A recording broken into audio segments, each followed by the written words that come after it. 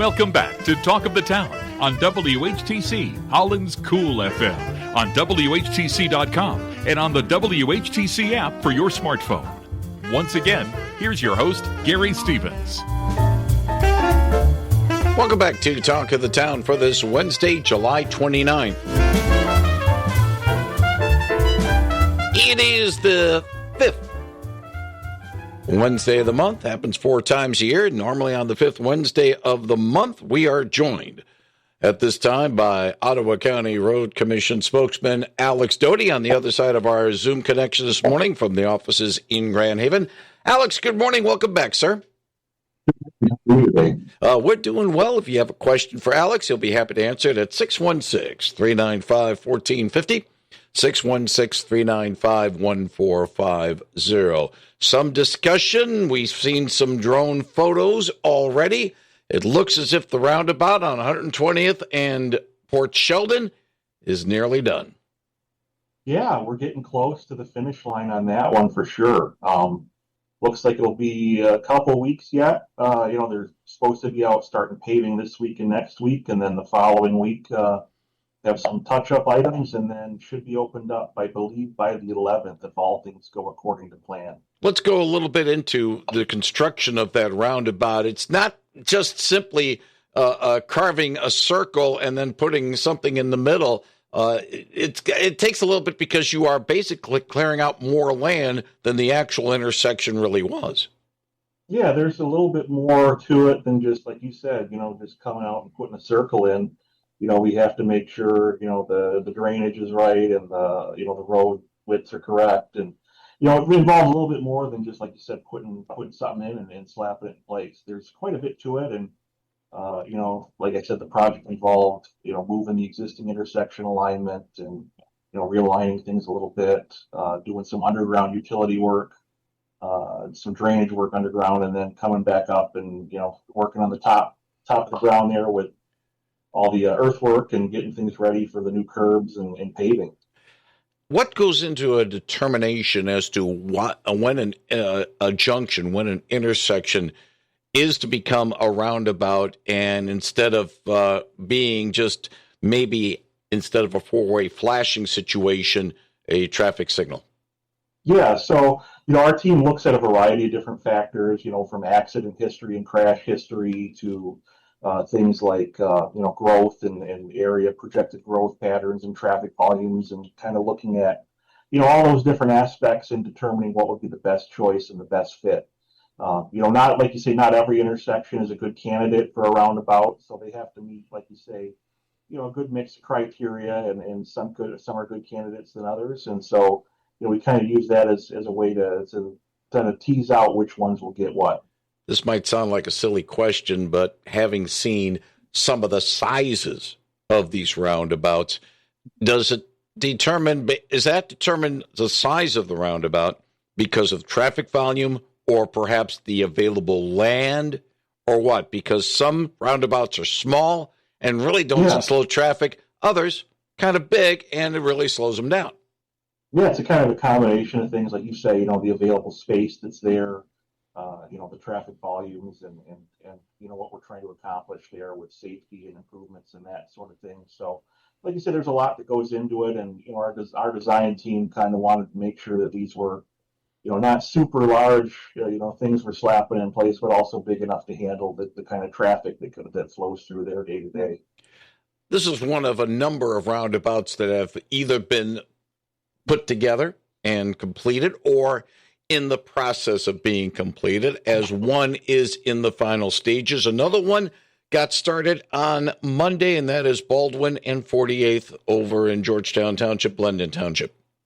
Yeah, that's correct. That's another location where we're putting one in place. That one, like you said, is being done in conjunction with a lot of the underground utility work that the township has been doing over there. So we're kind of piggybacking on their existing work and closure and adding that so that we can kind of get everything done in one kind of construction season, as opposed to coming back in and tearing things up again in a future time period after they've done all this work underground with this new water main. So, yeah, like you said, that's another location that we've got one. And then we also have a third one that's underway in Grand Haven area as well. So there's 3 total this year. in Ottawa County that are going in, and like you said, they're kind of new for the area, but they are something that's been shown to be effective elsewhere, and so we're trying to fit them in where they're appropriate. A couple of things I want to sort of point out with the work on both 120th and on 48th. Having traveled a lot in the county, those are major north-south routes, and it has engendered a good amount of traffic over the years. So perhaps work on them, even though in the 48th Avenue situation, that's not an Ottawa County situation in terms of the water main work, be it one near Unity Christian High School south of Port Sheldon and the one that's going on now between Port Sheldon and Tyler. That's a township project, but yet both of those routes, it's snarling traffic because they are major north-south routes in the county. No, definitely.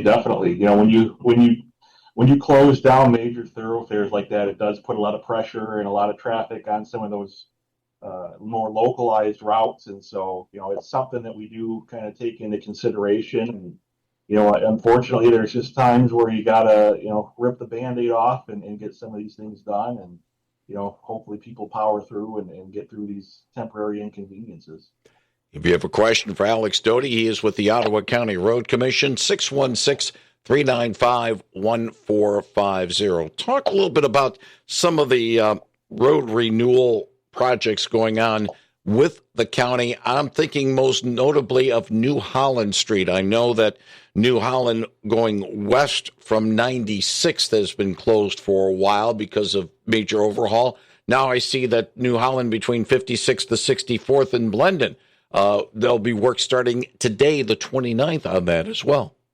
Yep, that's correct. That's the one starting there today. That's kind of a culvert replacement project that we do, and so we do those around the county to improve the drainage infrastructure underneath the road, because that's just as important as the surface of the road itself. You got to make sure that there's good and adequate drainage for these roads so that water has a place to go. And the last thing we want is for these culverts and underground utility pipes to fail or to deteriorate beyond useful life. So that's what that project is there on New Holland Street over in Blendon Township. That should be hopefully a one day affair, to get that wrapped up. But yeah, like you say, there's a lot that goes into it. In addition to the paving work that you see, there's a lot of work that goes on underneath the road too, and we're constantly evaluating culverts and underground drainage to make sure that it's adequate and up to par and replacing it as needed. All right. Follow me on this, Alex Doty. And the reason why I'm going to bring this up with you is more a case of construction materials and what is available. We got word this week from the Michigan Department of Transportation that they're going to be working on the bridges 144th, 146th Avenue in the Door area over US 131 in Allegan County. They're going to start working on that on Monday because of vehicles hitting those bridges, low bridge, and the vehicles were a little too high. And, of course, that's an old freeway. That's as old as I am. That was built in 1957, 1958. So, they're a little bit old. But part of the reasoning, and I'm correct me if I'm wrong on this, is the fact that, yes, those bridges needed work, but they had to wait to get the materials because it is still, to a certain extent, a little bit in short supply. When Ottawa County has to make some road repairs, maybe not so much in bridges, but some other things as well, how much of a problem, if for lack of a better term, is it to try to be able to do the work with having the materials on hand? Because you'd like to be able to do some repairs, but maybe you have to wait because, concrete's not available or the steel's not available. It could be a problem. Yeah, no, for sure. We've certainly seen that in work that we do, and certain projects that have taken place where we're having something that we have planned to go in, but we can't start it for a month or two because, like you said, there's a shortage of pipe or there's a shortage of material here and there. So it definitely holds you up, especially when you have a limited, construction season window as it is. Knowing that you run basically from March to, early November, that doesn't put a lot of time for, delays and whatnot. So it does throw you in a loop. And, we've seen that on a couple projects this year so far where, things have been tied up with delays and waiting on things. And it certainly, is unfortunate because you like to get these things done and open back up for folks, but sometimes things are out of your hands and you just kind of have to kind of play the waiting game.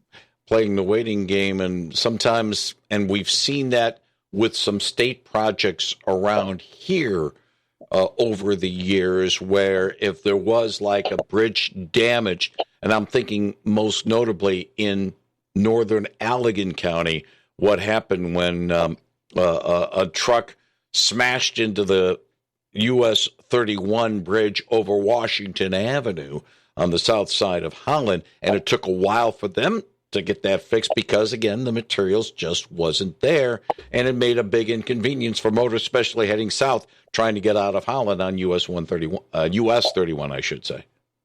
Yeah, and that's certainly something we, try to avoid or hope to avoid, because the last thing you want is for people to say, why is this taking so long to fix? Or, gosh, they were working on something and then now there's not doing anything and the road's still closed. Why is that?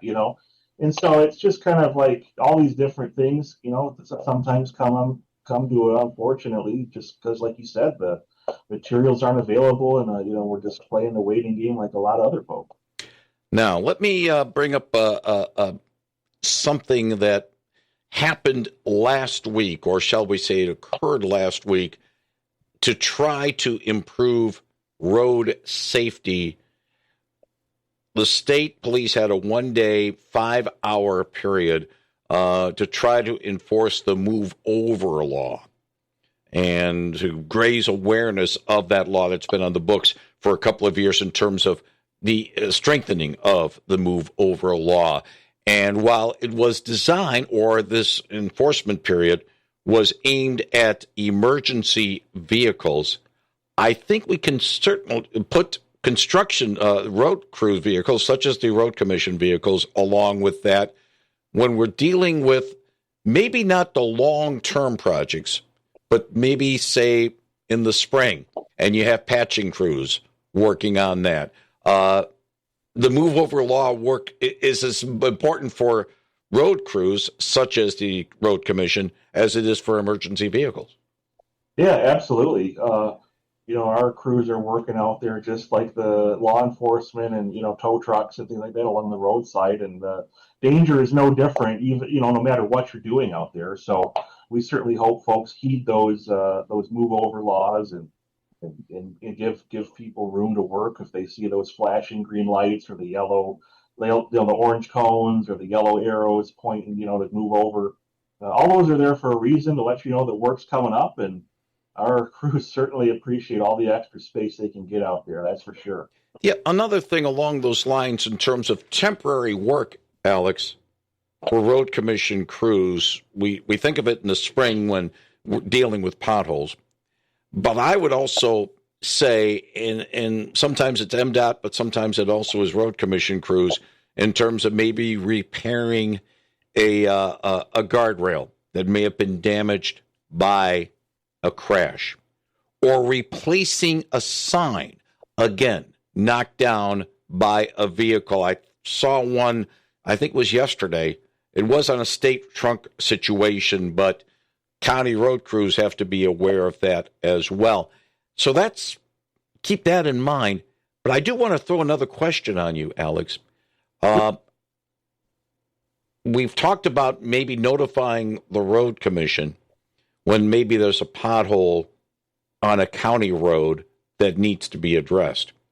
Mm-hmm. Does that work the same if you're driving by and you noticed, say, a sign knocked down on a county road that really, if it was up, people would know, hey, 104th Avenue is coming up next junction or something like that? Same thing, notify the road commission if a sign's down in that regard? Yeah, absolutely. We certainly want to know about that because we have a sign crew that can go out and get those things replaced. And if we don't know about it, then sometimes it takes a bit and we're not sure, that the sign's down, because it's not like a sign falls over and we get a little, bat signal or a phone call or something like that. That'd be nice. But yeah, anytime you see, a sign down or damaged, give us a call, send us a notification on our website, because our team certainly appreciates all the extra eyes on the road. Now, it doesn't, let's put it this way. You say you need to replace a 104th Avenue sign. You can't do, we don't have a spare 104th Avenue sign in the warehouse. You got to make that. But I would think maybe a stop sign or a yield sign, you have a few in reserve, so those can go up pretty fast. Yeah. We like to get on those, especially the stop signs. If we receive reports of those down or damaged, we jump right out there and work to get those rectified so that folks can have a safe commute. What goes into signage? Is it really a township municipality situation, or is it a case of maybe the road commission has to be involved with it as well to make sure that signage is proper? Because of, some roads need to be noticed real fast because they have more traffic than maybe some side streets. Yeah, we certainly have our signs that we put up, the guide signs and the notice signs and street signs and things like that. And then sometimes there's other entities that want to put up additional. So if those meet requirements, sometimes those will go up too.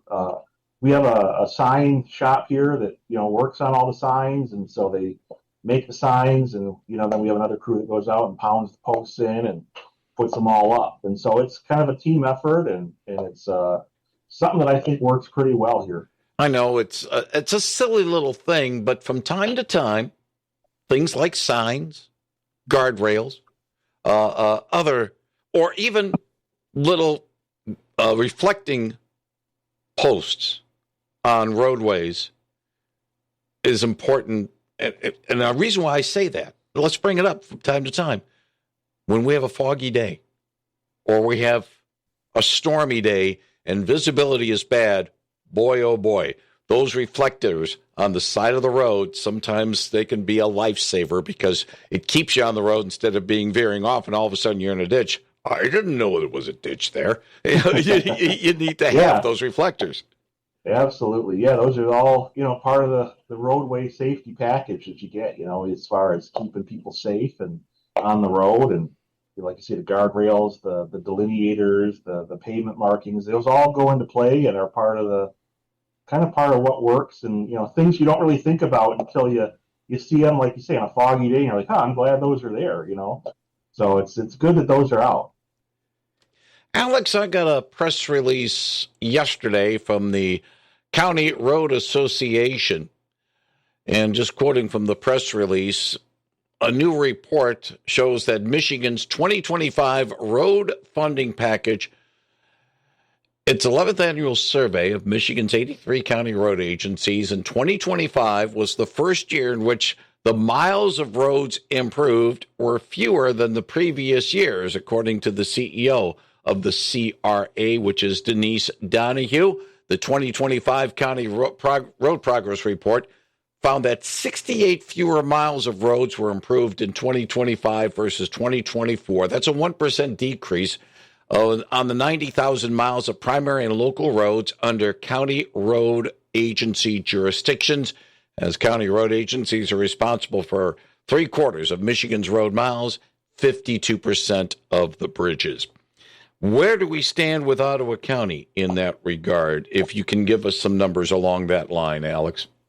Yeah, so, it was kind of trending that direction a little bit the last few years, fewer and fewer, miles, just because you look at the funding, it was kind of catching up, but then costs and everything were increasing as well. So a lot of that money that we received about 10 years ago with the road funding then, it was starting to kind of catch up to the inflation and all that. And so we were kind of starting to look over a cliff, if you will.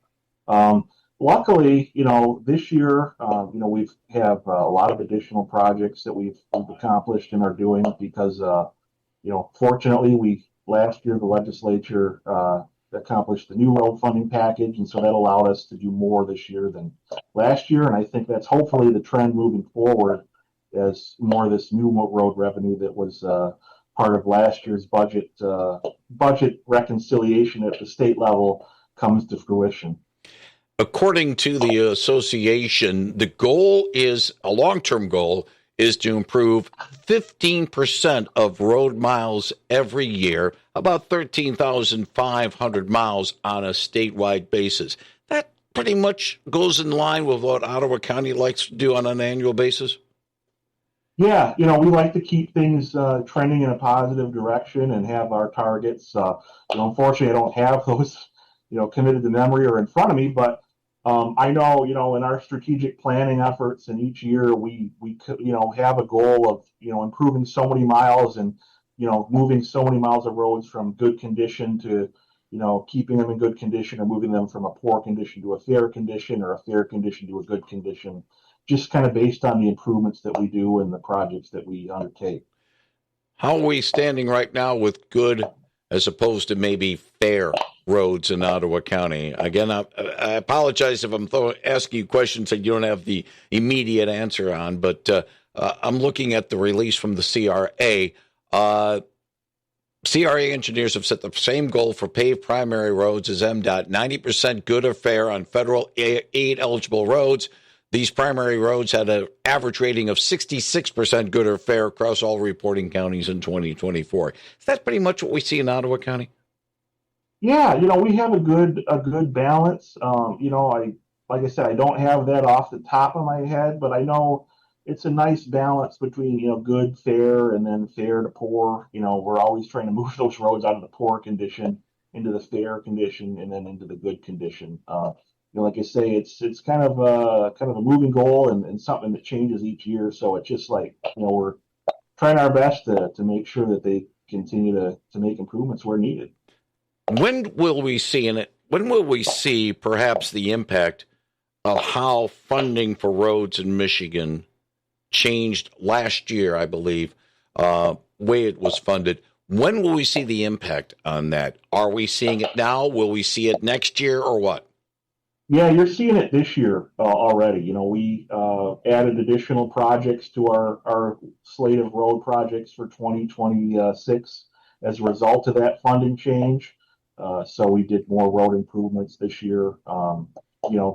In addition to what we had already planned, we moved some projects around and, added some things that maybe could be moved up a year or two.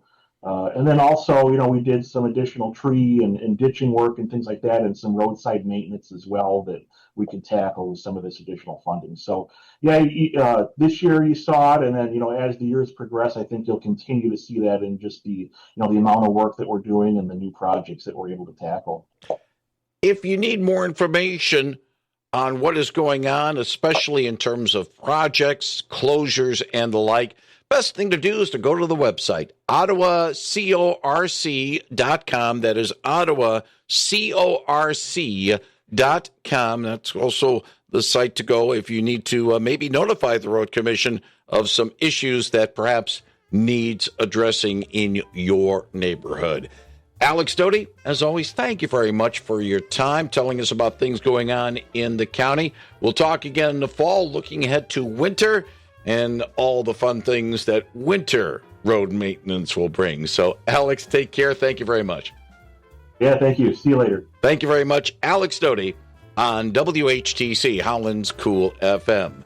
NBC News, Michael Kastner straight ahead, followed by WHTC News. Next hour on WHTC's Talk of the Town, we will have Brian Spencer's What's New Around Holland, and we'll talk about the economy with Dr. Brian Long, the Director of Supply Management Research with the Seidman College of Business at Grand Valley State University. You're listening to Talk of the Town on WHTC Holland's Cool FM.